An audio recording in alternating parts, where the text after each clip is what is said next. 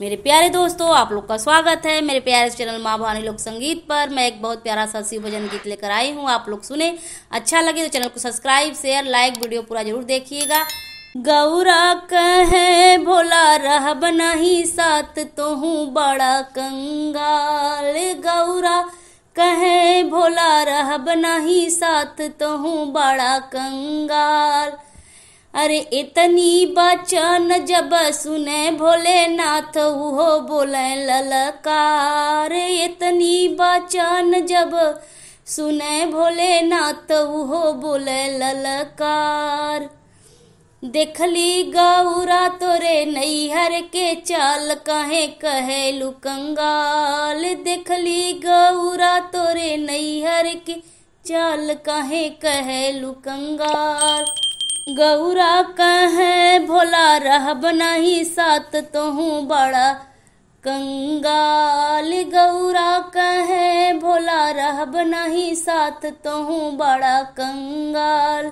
पहिले पहिल हम गैली ससुरार, उहाँ मिले साग पात। पहिले पहिल हम गैली ससुरार, उहाँ मिले साग पात।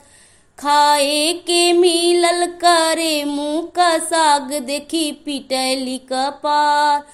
खाए के मिलल करे मुँह का साग, देखी पिटैली कपार। देखली गौरा तोरे नैहर के चाल, काहे कहेलु कंगाल। गौरा कहे भोला रहब नहीं साथ, तो हूँ बड़ा कंगाल। गौरा कहे भोला रहब नहीं साथ, तो हूँ बड़ा कंगाल। अरे इतनी बचन जब सुने भोलेनाथ, उहो बोले ललकार। इतनी बचन जब सुने भोलेनाथ, उहो बोले ललकार। देखली गौरा तोरे नैहर के चाल, कहे कहेलु कंगाल।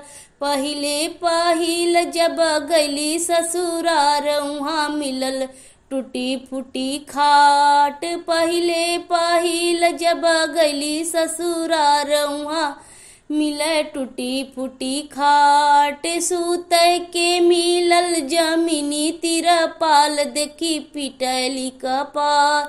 सूते के मिलल जमीनी तिरपाल, देखी पिटैली कपार।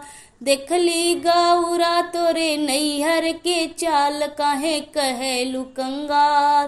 गौरा कहे भोला रहब नहीं साथ, तो हूँ बड़ा कंगाल। गौरा कहे भोला रहब नहीं साथ, तो हूँ बड़ा कंगाल।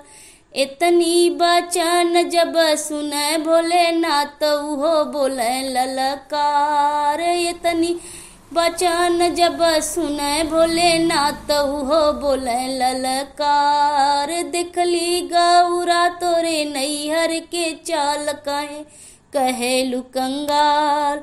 धन्यवाद दोस्तों, चैनल को सब्सक्राइब शेयर करना ना भूलें।